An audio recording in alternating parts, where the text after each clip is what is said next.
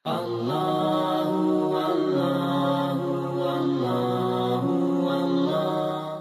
tak Brother Syakirit ceritakan sedikit tentang apa pengalaman Brother Syakirit sepanjang Brother Syakirit belajar bersama dengan Dr. Zakir Naik? Terima kasih Saudara Zamri. Assalamualaikum. Waalaikumsalam warahmatullahi wabarakatuh. Okey, begini tuan-tuan dan puan-puan. Saya memeluk Islam pada tahun 1996. 14 Februari. Itu tarikh saya memeluk agama Islam. Pada waktu saya memeluk agama Islam, saya cukup yakin dengan kebenaran dalam agama Islam. Tetapi saya selalu dipersoalkan oleh ibu bapa saya, keluarga saya, kawan-kawan saya yang bukan beragama Islam. Dan ada antara mereka memperlekehkan saya kerana telah memeluk agama Islam. Saya yakin dengan Islam, tetapi saya nak jawab, saya tak tahu nak cakap macam mana. Dan saya selalu berdoa kepada Allah SWT, Ya Allah, aku tahu agamamu benar, aku yakin dengan agamamu, tetapi aku tidak tahu macam mana aku nak berdakwah. Ya Allah, mak bapak aku, keluarga aku bukannya beragama Islam, tapi aku tak tahu nak cerita macam mana dengan mereka. Kau tolonglah aku, kau ajarlah aku bagaimana, bimbinglah aku ya Allah. Pendekkan cerita, saya ringkaskan. Tahun 1998, Dr. Zakir Naik buat Malaysia tour pada waktu itu. Dan saya pula waktu itu kerja syarikat swasta bidang pemasaran daripada KL, tetapi berada outstation di Pulau Pinang. Tengah saya buat kerja-kerja sales ni, saya lalu satu masjid, iaitu Masjid Kapitan Keling. Saya lalu masjid itu, saya tengok ada signboard pasal dakwah-dakwah ni. Masa tu tak dapat dah nak baca betul-betul. Terus saya patah balik, cari balik masjid tu. Saya jumpa dengan seorang brother, saya tanya macam-macam soalan tentang Islam. Dia kata, nanti you tanya ada satu orang, you tanya dengan dia. Saya pun tunggu. Datanglah orang itu. Orang yang datang tu tidak lain tidak bukan, nama dia adalah, saya rasa anda semua kenal dia. Nama dia adalah Kamarudin Abdullah. Kenal ke? Ni duduk sebelah ni. Dia lah cerita. Saya tanya soalan tentang dia pasal dakwah dan sebagainya. Dia cerita satu per satu. Lepas tu dia bagi tahu saya, kenal tak Ahmad Didat? Ahmad Didat, ya, saya pernah tengok video dia. Dia kata, kenal tak Dr. Zakir Naik? Dr. Zakir Naik saya tak kenal. Saya tak tahu siapa dia. Dia kata, bagus tu. Dia pinjamkan video pada saya. Zaman tu bukan ada VCD atau DVD ya. Bukan pakai pendrive. Dia pakai VHS, video player. Okey, dia video. Dia pinjamkan video. Saya tinggal hotel. Apa saya buat ialah saya pergi ke kedai yang yang sewa pita-pita video. Saya tanya dia, saya nak sewa you punya video player. Bukan video tape. Bukan filem. Saya nak sewa video player sebab saya nak tengok video yang Brother Kamarudin bagi. Kalau tak salah saya, dia bagi saya 2 tajuk. Balik hotel, saya tengok Dr. Zakir Naik punya talk, memang cukup bagus. Dia bagi tahu Dr. Zakir Naik ada di KL. Tapi saya sedang bekerja di Pulau Pinang Outstation. Dia kata di KL, saya boleh patah balik. Saya suruh pekerja-pekerja saya, kau orang semua sambung. Saya nak balik ke KL hari ini. Malam nanti saya akan balik. Pergi ke KL, dengar talk Dr. Zakir Naik, pendekkan cerita. Bukan balik malam tu, saya tangguhkan 1-2 hari lagi. Balik kemudian, tahun 99, Alhamdulillah dapat peluang nak belajar dengan Dr. Zakir Naik. Dia buka peluang. Saya ringkaskan saja tuan-tuan dan puan-puan. Yang buat permohonan nak belajar dengan Dr. Zakir Naik, 40 orang. Tempat yang ada, 5 saja. Dan bila saya tahu Dr. Zakir Naik nak buat program, selalu saya akan telefon Sabah Islamic Media masa tu.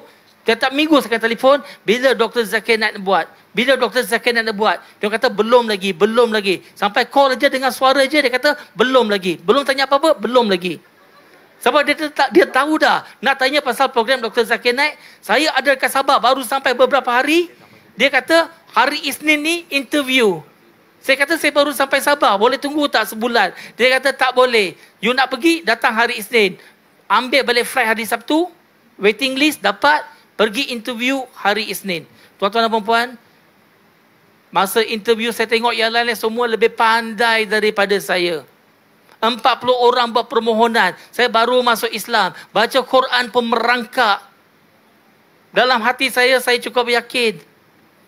Kalau nak tengok qualification yang lain tu jauh lebih depan pada saya. Saya akan berdoa pada Allah, ya Allah, tolonglah aku betul-betul nak pergi. Aku betul-betul nak pergi. Kalau tak ada cukup tempat duduk lantai pun tak apa. Sampai begitu. Sebab saya betul-betul nak ilmu masa tu. Benar-benar nak ilmu. Dan saya cakap dengan Allah, ya Allah, kau pilihlah 5 orang yang terbaik. Tapi saya harap saya dapat dipilih. Dan pendekkan cerita, saya salah seorang daripada yang dipilih. Dan bersama... Dan antara kawan-kawan saya yang sama-sama terpilih tidak lain tidak bukan saudara Ayub Abdul Rahman dan juga saudara Silakan bangun. Hakim Boy. Silakan saudara bangun. Ayub. Ini Berikan saudara satu Ayub. tepukan kepada beliau. Yang puasa. Hello testing. Yang puasa 1 hari, rehat 2 hari tu. Ha. Okey. Saudara Daniel Hakim Boy. Saudara Daniel. Okey. Ada kat sini. Anda boleh tanya dengan mereka, jumpa di airport, saya punya panik macam mana.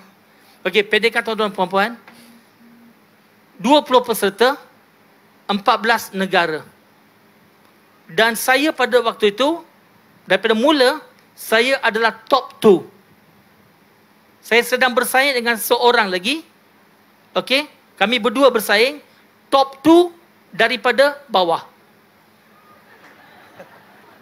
Faham ke?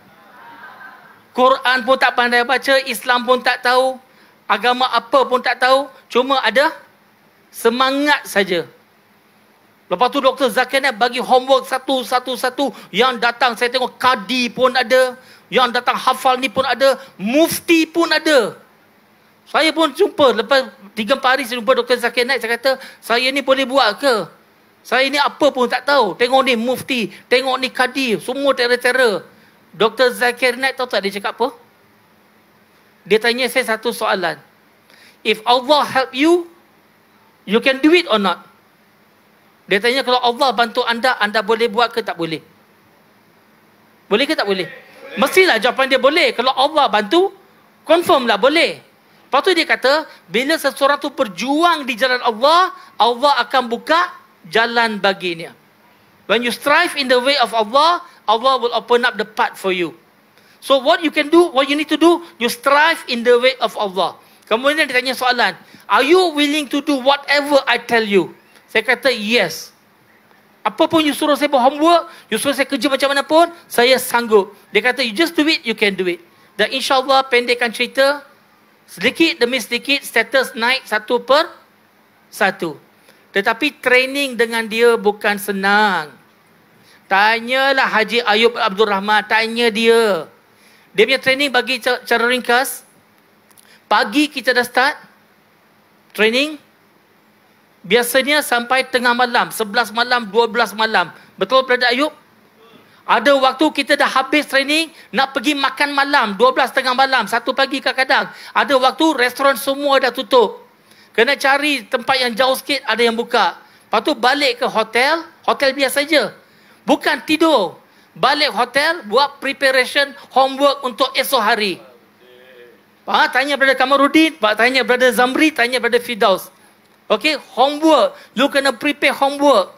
Dan biasanya kalau dapat tidur, okay, purata tidur 1 jam sehari. Setengah jam sehari. Kalau dapat 2 jam, dah kira mewah. Lepas tu bangun solat subuh. Okay, selesai tu, mandi cepat-cepat. Sambil kita breakfast dalam bilik, roti dengan Milo. Sambil cecah roti kepada Milo. Depan cermin, tengah praktis. Sambil pakai baju, memang 3 in 1. Pakai baju pun, breakfast pun, dan juga tengah praktis. 3 benda dalam satu waktu. Kemudian pergi balik sambung training. Lepas tu sampai tengah malam. Lepas tu malam sama juga tak tidur. Pernah juga malam, langsung tak tidur. Hari ni kita tuan-tuan dan puan-puan, kita kata apa? Nak jadi macam Dr. Zakir Naik. Tapi sanggup tak pengorbanan? Ini kami sebagai pelajar punya pengorbanan. Dr. Zakir Naik punya pengorbanan masa tu, tahu tak dia tidur berapa lama? Purata 1 hari, 10 minit. Kadang-kadang tak tidur langsung sampai keesokan hari. Average per night dia tidur 10 minit sahaja. Training daripada pagi sampai tengah malam. Lepas tengah malam dia pun buat preparation untuk keesokan hari. Itulah diri Dr. Zakir Naik. Sehingga kan Dr. Zakir Naik bukan saja masuk dalam mimpi Brother Kamarudin. Okey, habis dalam tidur dalam mimpi dia juga telah mengacau Brother Ayub. Betul tak Brother Ayub? Betul? Okey, itu punya training. Tapi dia punya pengorbanan tuan-tuan dan puan-puan, saya cakap macam mana pun saya takkan bagi justifikasi kepada pengorbanan dia, kepada keikhlasan dia. Dia sangat-sangat committed, dia nak buat yang terbaik. Dia buat yang terbaik, dia expect pun yang terbaik. Tuan-tuan dan puan-puan, saya yang nobody, tapi ada badan. Tapi nobody, alhamdulillah, bila kita berjuang di jalan Allah, Allah akan buka jalan bagi kita. Namun begitu, sentiasa kita kena merendah diri. Be humble. Jangan anggap kita hero. Sentiasa sedar diri kita zero. Kita bukan nak cari pujian daripada manusia. Yang kita nak cari adalah keredaan dari Allah Subhanahu Wa Taala. So brothers and sisters, if Allah help you, can you do it? And when you strive in the way of Allah, Allah will open up the path for you. If the path is not open yet, we are not striving hard enough. Clear? Wa akhiru da'wan alhamdulillahi rabbil alamin. Thank you. Allah